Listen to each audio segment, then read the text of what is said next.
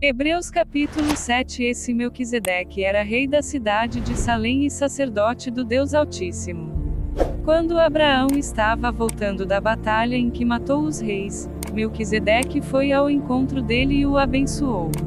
Abraão lhe deu a 10ª parte de tudo o que ele havia tomado dos inimigos na batalha. O nome de Melquisedeque quer dizer primeiramente, Rei da Justiça. E, porque ele era rei de Salém, o seu nome também quer dizer, Rei da Paz. Não se conhece o pai, nem a mãe, nem qualquer antepassado de Melquisedeque. E também não se sabe nada sobre o seu nascimento ou sobre a sua morte. Por ser como o Filho de Deus, ele continua sacerdote para sempre. Vejam como Melquisedeque era grande. Abraão, o patriarca, lhe deu a 10ª parte de tudo o que havia tomado dos inimigos na batalha. Conforme a lei de Moisés, os sacerdotes, que são descendentes de Levi, têm a obrigação de receber do povo a 10ª parte de tudo.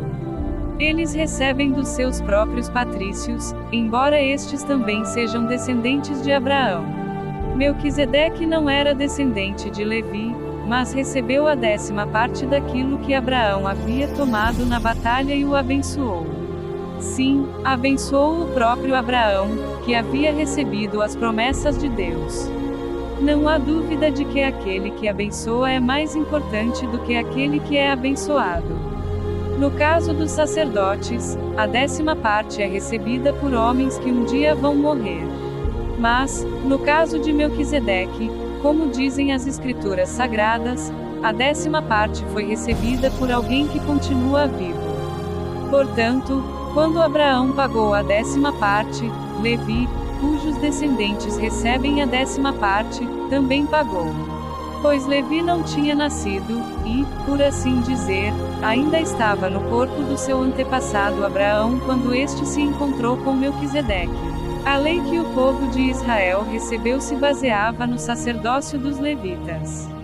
Ora, se o trabalho dos sacerdotes levitas tivesse sido perfeito, não haveria necessidade de aparecer outro tipo de sacerdote, da ordem do sacerdócio de Melquisedeque e não da ordem de Arão.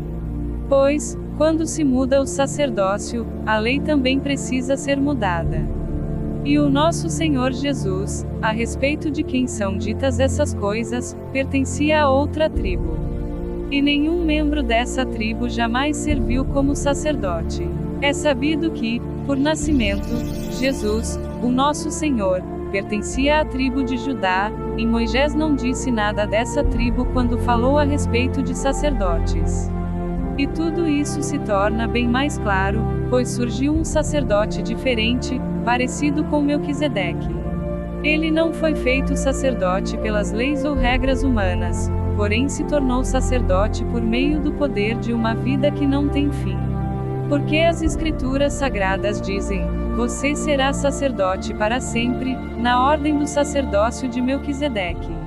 Assim a regra antiga foi anulada porque era fraca e inútil.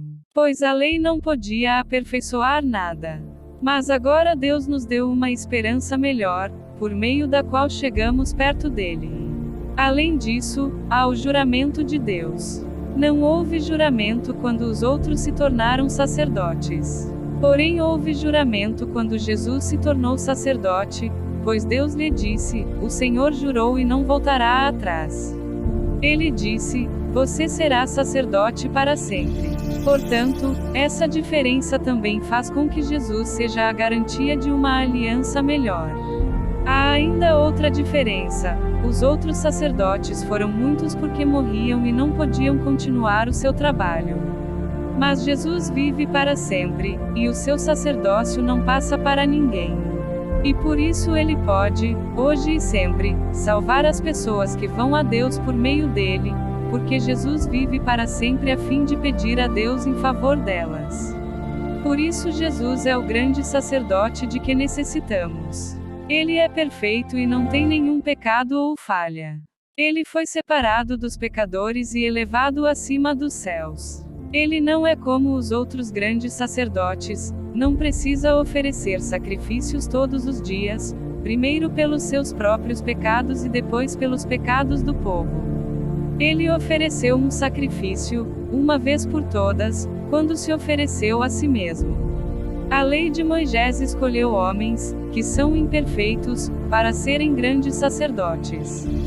Mas, pela promessa feita com juramento, a qual veio depois da lei de Moisés, Deus escolhe o Filho, que se tornou perfeito para sempre.